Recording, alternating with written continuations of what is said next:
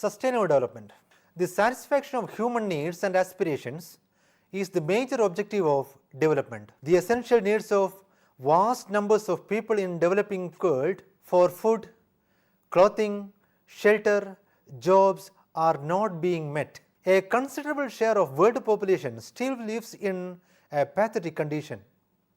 Even their basic needs are questioned. A world in which poverty and inequity are endemic will always be prone to ecological and other crises also. Sustainable development requires meeting the basic needs of all and extending to all the opportunity to satisfy their aspirations for the better life. Sustainable development is an organizing principle for human life on earth. It poses a desirable future for the human societies in which living conditions and resource use meet human needs without undermining the sustainability of natural ecosystem and the environment. The future generations may also have their own needs and resources to meet. Sustainable development is the development that meets the needs of the present without compromising the ability of the future generations to meet their own needs. It contains the following two key concepts. The first one, the concept of needs, in particular the essential needs of world's poor, to which overriding priority should be given. The second concept is that the idea of limitations. It is imposed by the state of technology and social organizations on the environment ability to meet present and future needs. Sustainable development tries to bring together the concern for the carrying capacity of natural systems with the social and economic challenges faced by humanity.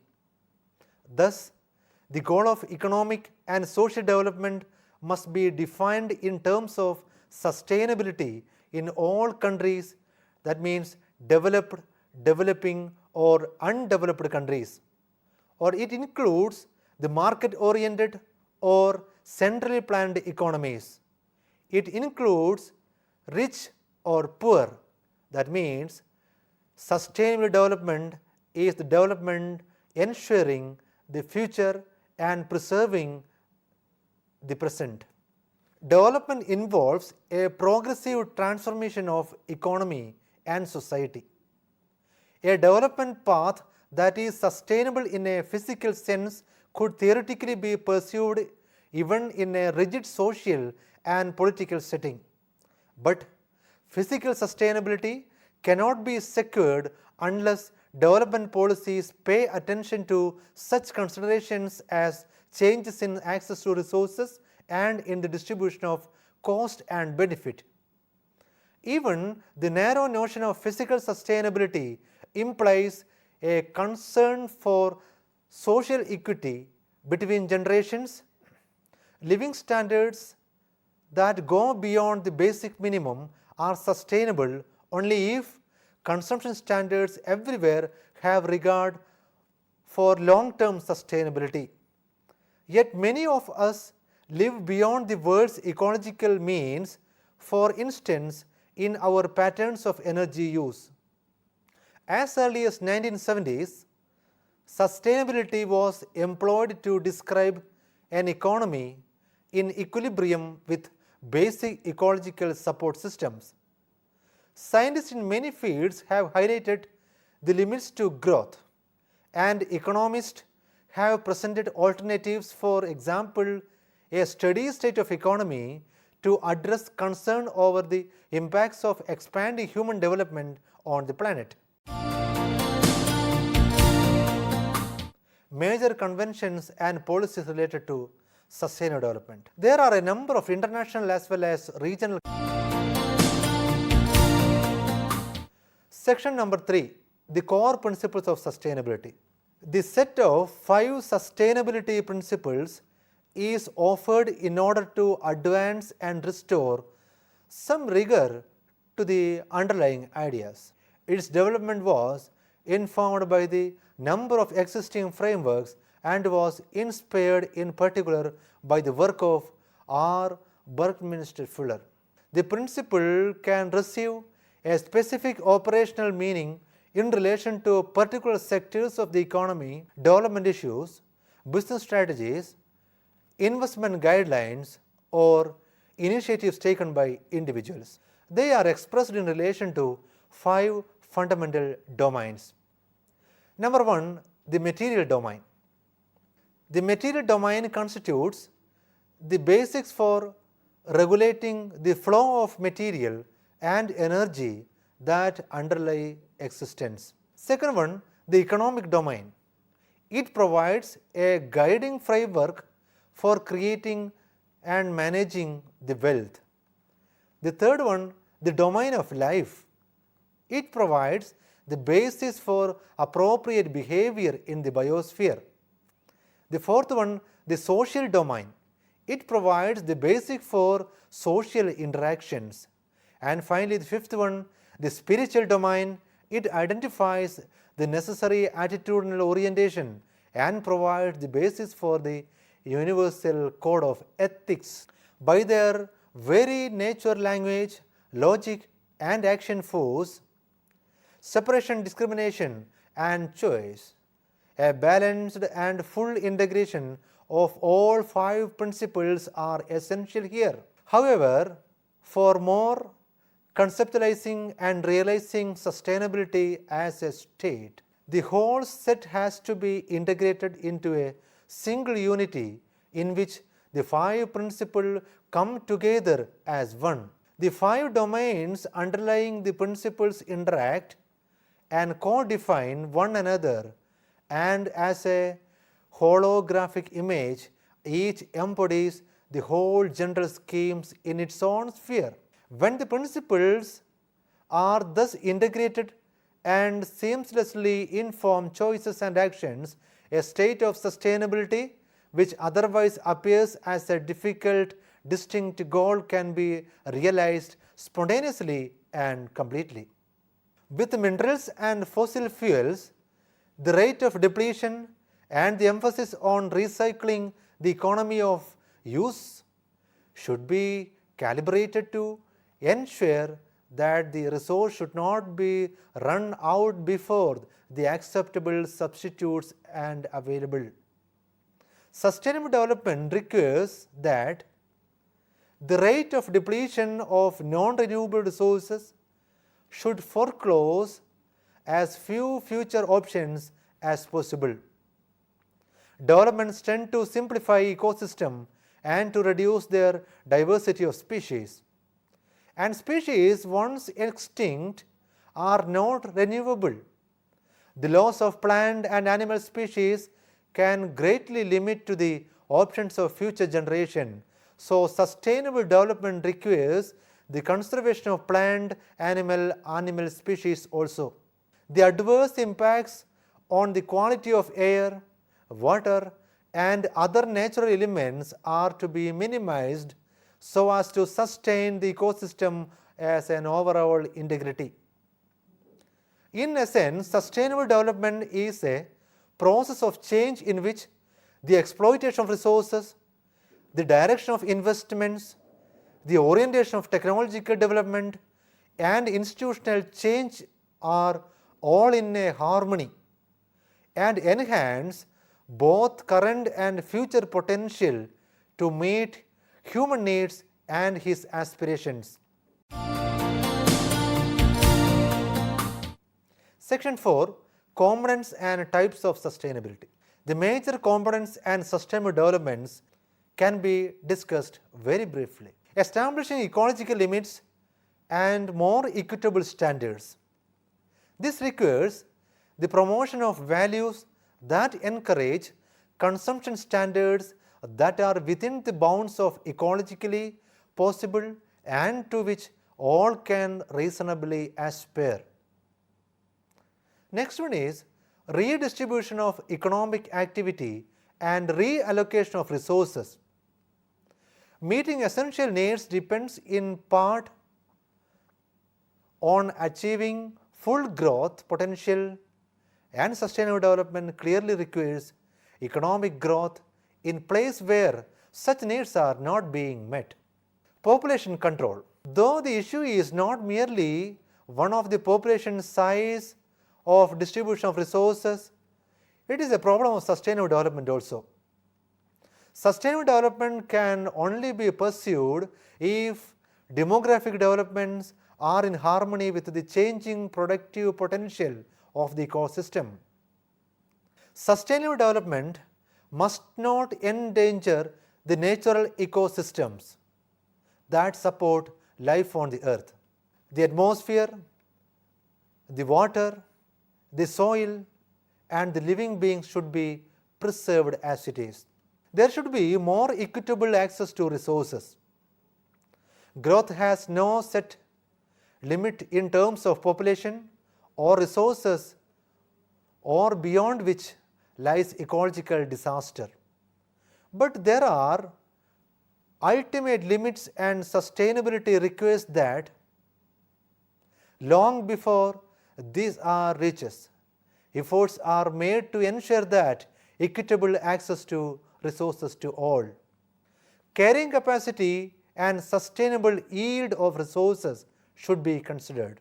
Most of our renewable resources are part of complex and interlinked ecosystem, and maximum sustainable yield must be defined after taking into account a system-wide effects of exploitation.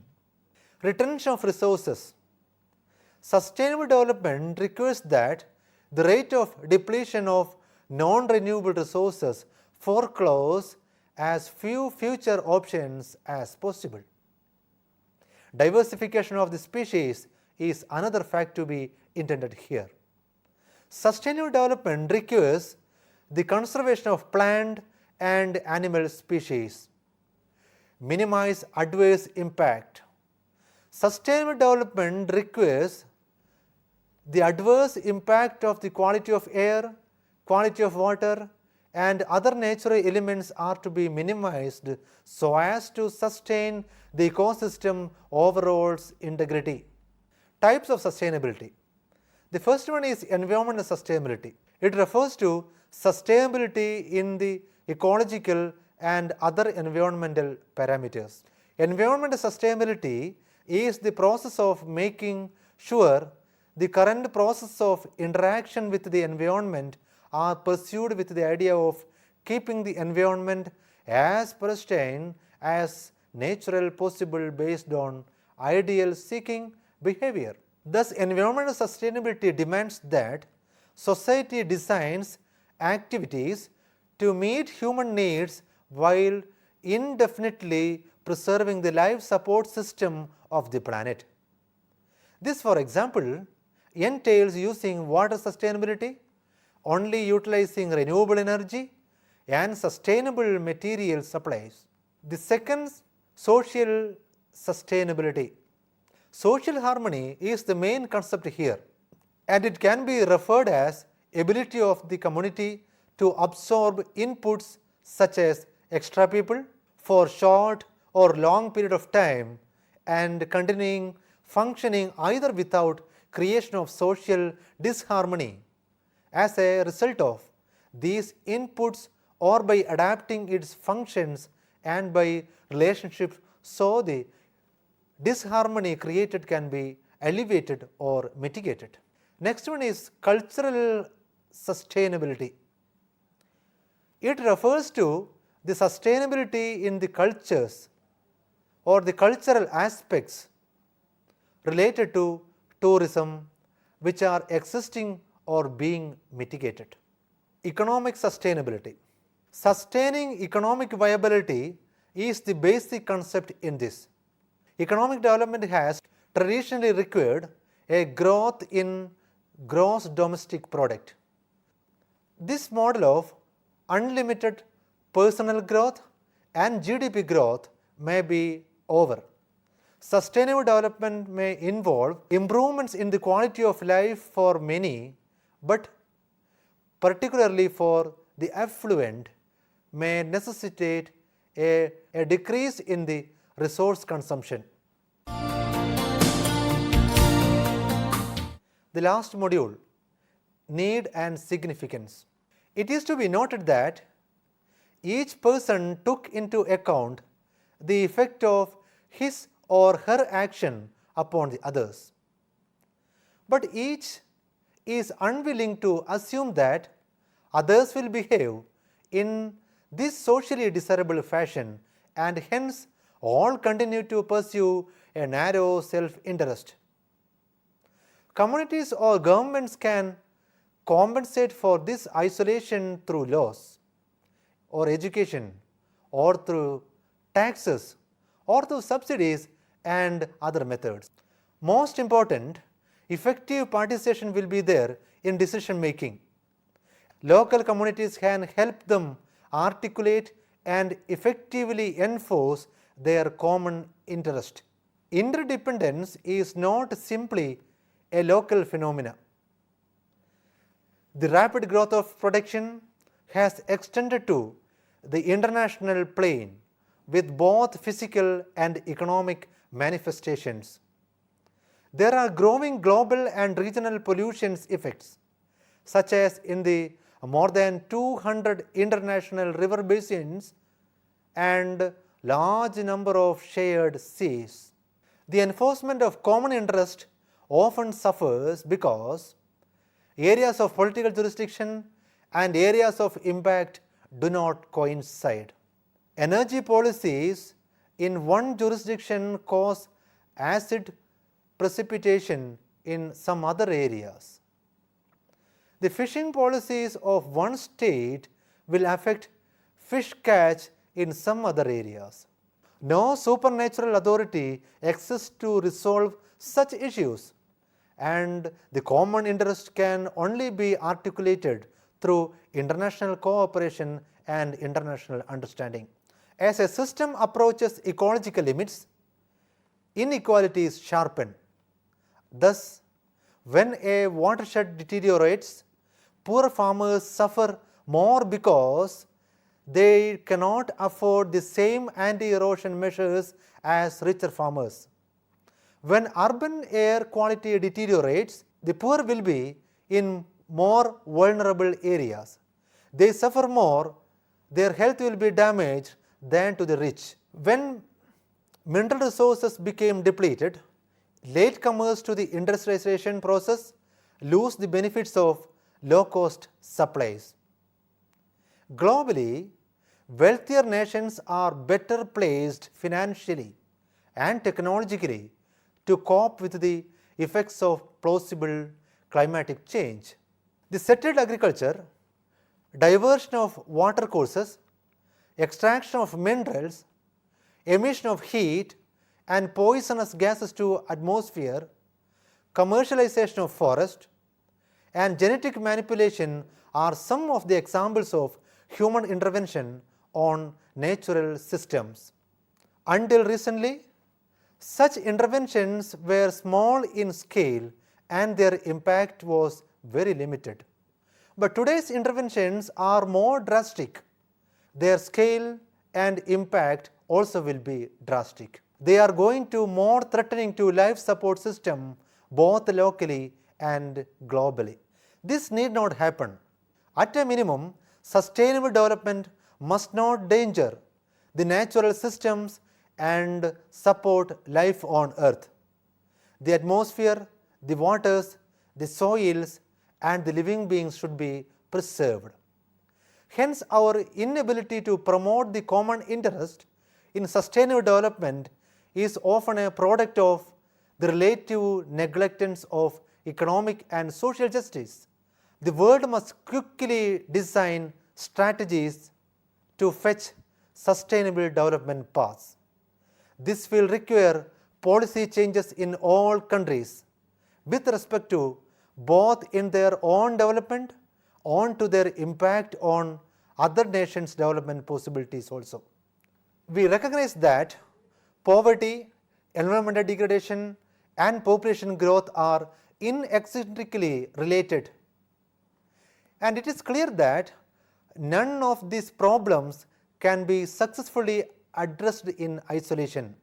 Arriving at a commonly accepted definition of sustainable development remains a challenge for all the actors in the development process.